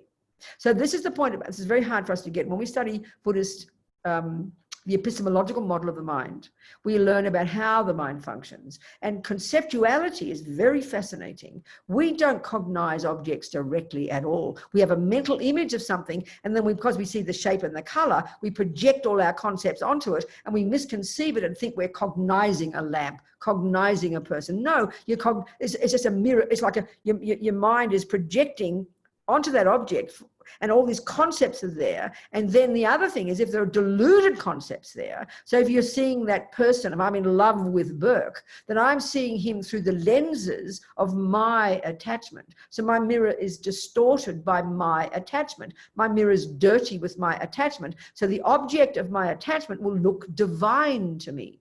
So, of course, and the trouble is, we don't think our mind's like a mirror. We think I'm cognizing the truth. I think Burke is divine. I believe divineness is in Burke, like as if it's coursing through his veins along with his blood. That's how we misconceive everything. We dump it on the object. But my mind is a mirror all the time. It's never stopping projecting its own junk onto the objects of the world. So this practice is so powerful, Lama says, because you're learning to just watch what arises in the mind. You don't try to have a conversation. You don't try to conjure thoughts. You don't try to interpret the thoughts. But that's all we ever do. We interpret our thoughts and we interpret all the junk out there. So we're not watching the stuff out there. We're trying to watch the mind itself. So what we're going to do, just be very comfortable, being very normal, very natural, sit in the classic meditation posture. I'll just go through the 7 or 8 points. It's very helpful. All this is coming from the experience of all the great yogis. So if you sit, the best position to sit for meditation, His Holiness says, always good to start your session in full lotus position, because when we get to the most advanced practices in highest yoga, in highest tantra, we need to have our legs in that position because all the subtler energies are aligned very nicely. And also, if you're going to be a yogi in the mountains, meditating day after day, you don't want to topple over. So you need to be sitting in this full lotus position. It's very stable. If you can start your session, His Holiness says, just for a second, it's very auspicious to do that. If you can't do it, don't worry. One leg up on the other thigh. If you can't do that, ordinary cross-legged. If you can't do that, I'm sitting in a chair, so we sit in a chair. Now, if we're going to sit in a chair, so the first point is to have your legs. The next one is your bottom. If you're sitting cross-legged, you learn to adjust your bottom, have a cushion. If your legs are very flexible and you can be in full lotus, then you have a cushion just tucked under your coccyx. So it thrusts you slightly up, slightly tilted, so it makes it very stable, instead of falling back. But obviously, if we can't sit like that, you adjust your cushion to suit your needs. But if we're in a chair, it's really important you don't lean into the chair. So sit up straight, because you have to hold up your own body. Then the energies can flow very smoothly. That's the next point. The third point is your back. So because we're sitting upright, have your back upright. And that means your muscles should be relaxed. Your shoulders relaxed. They don't say this in the text, but your abdomen. We always squeeze our muscles. Relax your abdomen, but keep your body upright. It's a nice combination of upright but relaxed. And then your hands. So the classic position, the mudra gesture is this one, but there are many. You can do what you like. Left underneath like this, right on top, thumbs touching, forming a triangle in your lap. Or put them on your knees, whatever you wish. It's okay. Then the final one is the head. Several pieces about the head. So your jaw should be relaxed. Your head slightly tilted forward. Because if your head is thrust back, the mind gets agitated. Then your jaw relaxed and your lips slightly apart. And then oddly, but there's logic to this, the tip of the tongue resting behind the top teeth, just near the palate. This, for the yogis over the centuries, this prevents you from dribbling. How practical. Or from swallowing the spit all the time. And finally, your eyes. So all the great yogis who meditate day and night, those who meditate throughout the day, they all found that because their concentration is so good, they can have their eyes open because the light can come in, which keeps the mind sharp. But they don't get distracted because they've got subtle meditation. But most of us will get distracted. So have your eyes lightly closed and have your eyes beneath your eyelids, looking down as if you're looking along your nose towards the ground. So your bottom, your legs, your back, your hands, your shoulders, jaw, lips, tip of the tongue, eyes. Now settle into this position and forget about it because your body doesn't meditate. Your mind does. But it's just to have the body in a conducive position is very important. So now let's simply do the job. There's many parts of our mind, okay? These are in the third category, the mechanics I like to call. And the crucial piece here is called attention. You know, your mother says, pay attention. Well, the part of our mind that does the looking is attention. It's supported by intention. It's supported by vigilance. It's supported by mindfulness. It's supported by discrimination. All these bits of our mind all do their job. But the part that's doing the watching is called attention. So the next main piece here that's watching attention is called mindfulness. And mindfulness is literally referring to your ability to not forget what you're doing moment by moment. So we are consciously trying to get mindfulness. And then there's another one, His Holiness calls it the policeman. This is called vigilance, or some people, Hopkins calls it introspection, which I find so weird, but what do I know?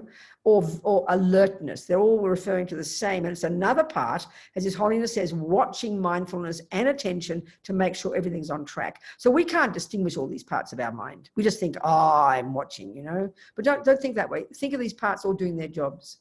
So anyway, for 5 quality minutes, it's now 10 to, we did a whole retreat with Lama Yeshe one time, and he made us do 5-minute sessions. Because it's far better to have 5 quality minutes than 20 minutes of spacing out, you know, because this is not a relaxation technique. It is not to make all the thoughts go away. It is not an alternative to a pill. It is not to get a vision, and it's not to have a nice feeling. It's nothing like that. It's a training, and we're training ourselves to simply pay attention to whatever pops up in your mind. So your mind might space out, just bring it back. Keep your attention sharp. No discussion, no thinking, no analyzing, no wishing that all go away, nothing like that. Just watch. That's it. That's the job. With determination, pay attention to your thoughts.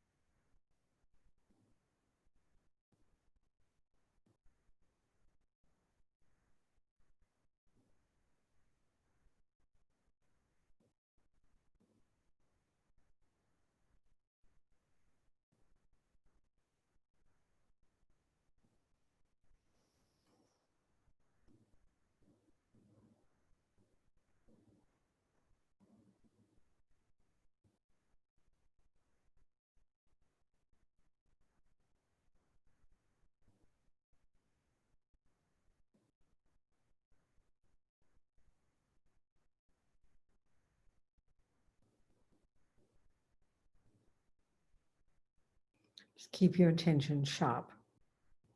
Let the thoughts come and go.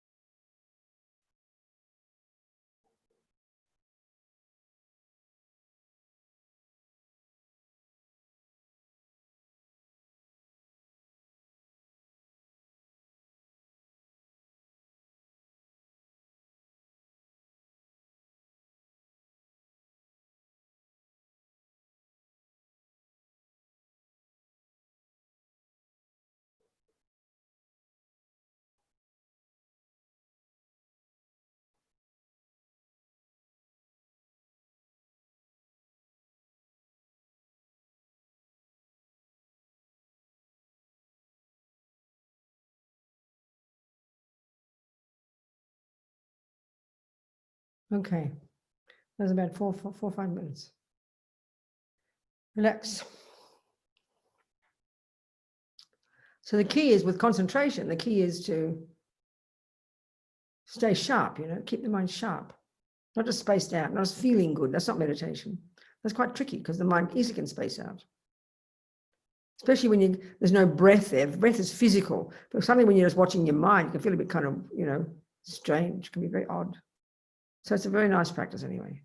Just watch your mind. And I mean, during the day too. And this is where it's really excellent, especially when you're feeling upset.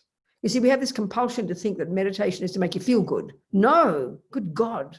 It's a bonus if you do, but it's a really good thing to do when you're kind of angry. If I'm angry with Burke and I can't, you know, we think, oh, I had a bad meditation because my mind was disturbed. Your mind is disturbed. Don't worry about it.